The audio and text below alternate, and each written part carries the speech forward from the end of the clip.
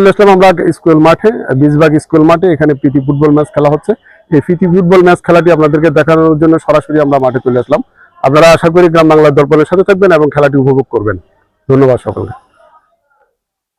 আসছে আগামীকাল বরিশাল কর্তৃক আয়োজিত 2025 ফুটবল টুর্নামেন্টের ফাইনাল খেলা দেখার জন্য যেখান থেকে ভিডিওটি দেখতেছেন অবশ্যই কালকে 3:30 বাজে 3:30 বীজবাগ নবকৃষ্ণ উচ্চ বিদ্যালয় মাঠে এসে ফাইনাল খেলাটি দেখার জন্য আমরা অনুরোধ জানাচ্ছি।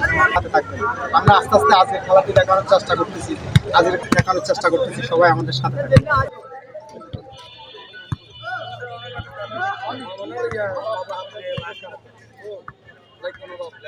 মারলেন, দেখা যাক এটা হলো হতে পারে না।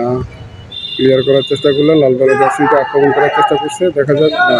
গোলকিপার বল ধরে ফেললেন, পাল্টা আক্রমণে চলে গেল। সবুজ দলের জার্সি পরিতে খেলোয়াড়, পাল্টা আক্রমণ না, কিন্তু বল মাঠের বাইরে। আক্রমণ কচি পরিতে খেলোয়াড় কর্নার কিক করার জন্য প্রস্তুত, এদিকে প্রস্তুত। গোলকিপারের সামনে অন্যান্য প্লেয়ার না, বল মাঠের বাইরে।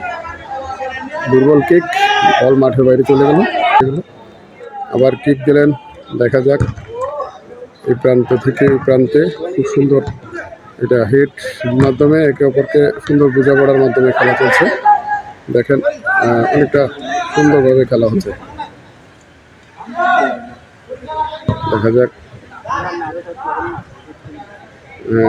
লাল দলের প্লেয়ার খুব সুন্দরভাবে বলটা নিজের নিয়ন্ত্রণে রাখছে, অনেক সুন্দরভাবে পাস করে দিলেন। বল পিক করলেন, কিন্তু না, বল লক্ষ্যভ্রষ্ট, মাঠের বাইরে চলে গেল।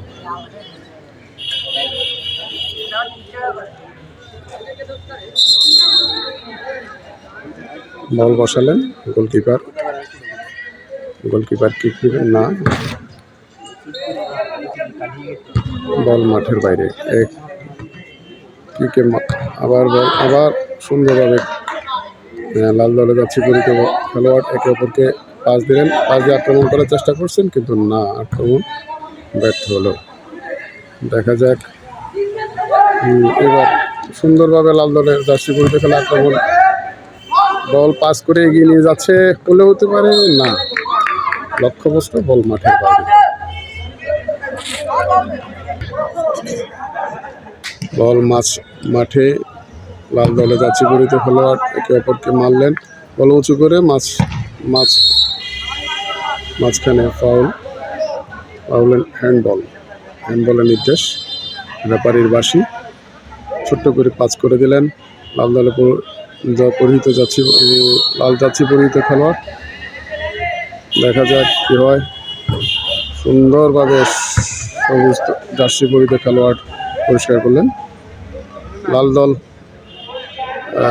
অনেক সুন্দরভাবে খেলছেন, আক্রমণ করার চেষ্টা করছেন। লাল দল আর সবুজ দল, আজকে খেলা হচ্ছে লাল দল আর সবুজ দলের মধ্যে।